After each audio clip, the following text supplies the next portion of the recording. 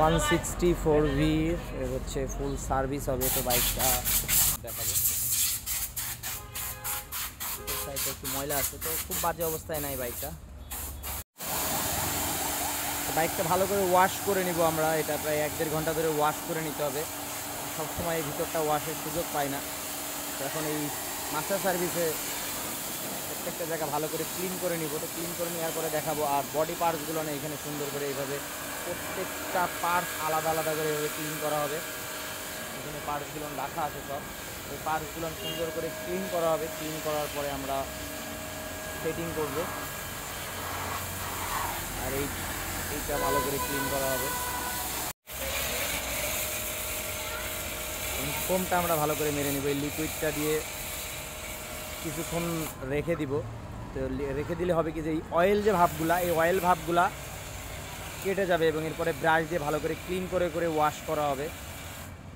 Main হচ্ছে এই ওয়াশটাই main সময়টা যায়, এই ওয়াশটায় অনেক সময় লাগে।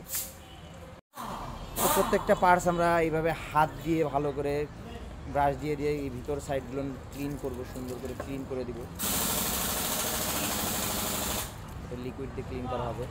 আমরা আরও একবার লিকুইড দিয়ে দিচ্ছি। লিকুইড দিয়ে কিছুক্ষণ রেখে দিয়েছিলাম, তো এরপরে আবার আরেকটু লিকুইড দিয়ে রাখতেছি যাতে এখন একটু ঘষাঘষি করা যায়। ব্রাশ দিয়ে ভালো করে ঘষে ঘষে বের করা হবে।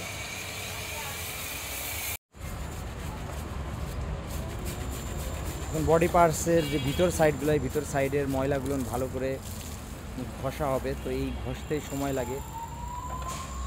তো এই সার্ভিসে মেন হচ্ছে ওয়াশটাই সময় লেগে যায়, অনেক সময় লাগে ওয়াশে। তো ইঞ্জিনের এই যে ভিতর সাইডগুলো, এগুলো কিন্তু অনেকেই মনে করেন যে এখানে কিন্তু সব টেপিং করা আছে, যেখানে যেখানে পানি যাওয়ার সম্ভাবনা থাকে সেগুলো আমরা ভালো করে টেপ করে নিই, যেহেতু পানি মারা হয়। তো ইঞ্জিনের এই ভিতর সাইডগুলো ভালো করে ক্লিন করব। এটাই হচ্ছে অনেক সময় লাগে। এই সময়টা যারা দূর থেকে আসেন এটাই হয়তো বুঝে উঠতে পারেন না যে এত সময় কেন লাগে। তো ভিতর দিয়ে দেখেন একটা ফুটা ফুটা ময়লা কিন্তু এখানে থেকে যায়। তো এটা ভালো করে ব্রাশ দিয়ে না ডললে কিন্তু এই ময়লাগুলো উঠে না। এটা এই ক্লিনটা করার পরে আমরা একটা লিকুইড দেবো। লিকুইড দিয়ে তারপরে সেটিংয়ে যখন যাব, সেটিংয়ে যাওয়ার সময় আমরা নাট বল্টুগুলো গ্রিজিং করব, escalator cable, class cable cleaning করব। এছাড়া ট্যাঙ্কি, কার্বোরেটর সবই ক্লিন করা হবে। ড্রাম, পিছনের ক্যালিপার, ড্রাম ব্রেক থাকলে এইটা ক্লিন করা হবে। ফ্রন্টের ক্যালিপার ক্লিন করা হবে। আর বাইকে যদি অন্যান্য কাজ থাকে যেমন চেইন স্পকেট, বল রেসারের প্রবলেম থাকে তো এটা আমরা দেখে দিই। তো এই ফুল সার্ভিসে আপনারা এই ইঞ্জিন বাদে বাইকের যত কাজ আছে এই কাজগুলো আপনারা পাবেন। তো ভিডিও বেশি বড় করতেছি না, আসলে এইভাবে ওয়াশ করতে প্রায় 1-1.5 ঘন্টা লাগবে। এই ভিডিও করতে গেলে কেউই দেখবে না এত বড় ভিডিও।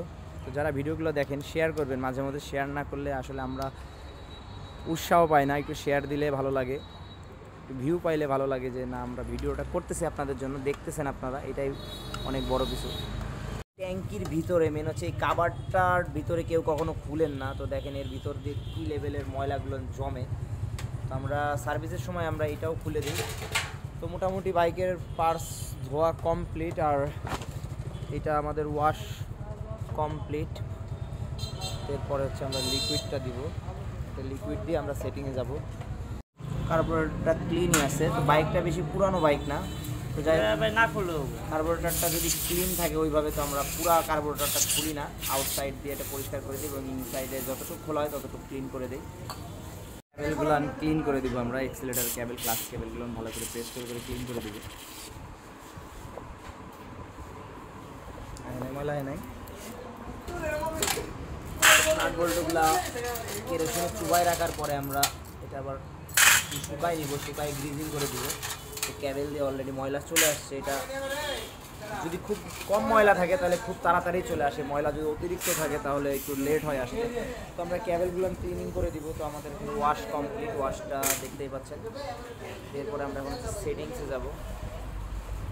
এই ভিতর দিয়ে ময়লাগুলো থাকে, এই ময়লাগুলো ভালো করে ক্লিন করে নেবেন। যারাই কাজ করেন, আমরা বলে না, সবাই একটু একটু ক্লিন করে দিবেন। এয়ার ক্লিনারটা চেঞ্জ করে দিচ্ছি। এয়ার ক্লিনারটার অবস্থা খুব বাজে ছিল। মেন হচ্ছে 4 থেকে 5 হাজার পর পর একবার চেক দিবেন, যদি বাজে অবস্থা থাকে তাহলে চেঞ্জ করে নেবেন। মেন হচ্ছে এয়ার ক্লিনারে প্রচুর ময়লা জমে থাকলে কী হবে, আপনার মাইলেজটা ড্রপ করবে, বাইকের পারফরমেন্সটা সঠিক পাবেন না।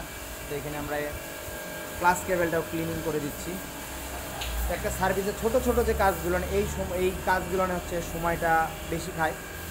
যারা দূর থেকে আসেন তারা জানেন, যারা সার্ভিস করাইছেন তারা জানেন যে কীভাবে আমরা কাজটা করি। তো যারা এখনও করার নাই অবশ্যই চলে আসতে পারেন আমাদের শপে। ক্যালিপারটা ক্লিন করে দেবো আমরা। তো আমাদের কাছে আছে অ্যান্টি রাশ দিয়ে দাও। ভিতরটা যখনই চেষ্টা করবেন ব্রেক শু চেঞ্জ করেন তখনই অ্যান্টি রাশটা দিয়ে ব্রেক শুটা ক্লিন করে দিবেন। ক্লিন করে দিলে আপনার এখানে ময়লা যেগুলো ময়লাগুলো আছে ময়লাগুলো বের হয়ে যাবে এবং জং থেকে দূরে থাকতে পারবেন। ক্লিন করে দেবো, ক্লিন করে দেওয়ার পরে গ্রিজিং করে দিব।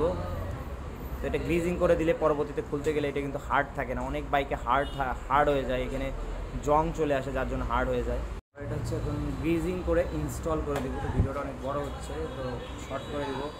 সামনে এবং পিছনে ঠিক এইভাবে ক্লিনিং করে দেবো এবং গ্রিজিং করে করে ইনস্টল করে দেবো। তাহলে পরবর্তীতে যারা এটা খুলতে যাবেন তাদের জন্য খুব ইজি হবে, প্লাস ব্রেকিংয়ে অনেকটা স্মুথনেস পাবেন। ট্যাঙ্কিটা চেক দিব আমরা, ট্যাঙ্কিতে কিছু আছে নাকি দেখবো। তো মনে হয় না ট্যাঙ্কিতে কোনো ময়লা থাকবে, যেহেতু কার্বোরেটরটা পরিষ্কার ছিল। বাইকটা মোটামুটি সব জায়গায় ফ্রেশই পাইছি।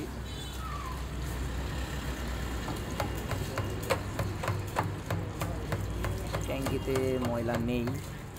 তো যাই হোক আমরা এটা চেক দিয়ে দিই, যদি ময়লা থাকে তাহলে সেই ক্ষেত্রে ঝাঁকায় ঝাঁকায় আমরা ক্লিন করে দিই। যেহেতু ময়লা নেই সেহেতু আমরা ফুয়েলটা আবার ভরে দিব। আলহামদুলিল্লাহ বাইকের কাজটা কমপ্লিট হয়েছে। তো কারেন্ট নাই, তো ভালো মতন দেখাতে পারছি না। যাই হোক, তো সার্ভিসটা কমপ্লিট করতে প্রায় 6 থেকে 7 ঘন্টা মতন সময় লাগছে। তো যারা দূর থেকে আসেন হাতে একটু সময় নিয়ে আসবেন, হচ্ছে ফুল সার্ভিসের সময় লাগে অনেক। তো ভালো থাকবেন সবাই।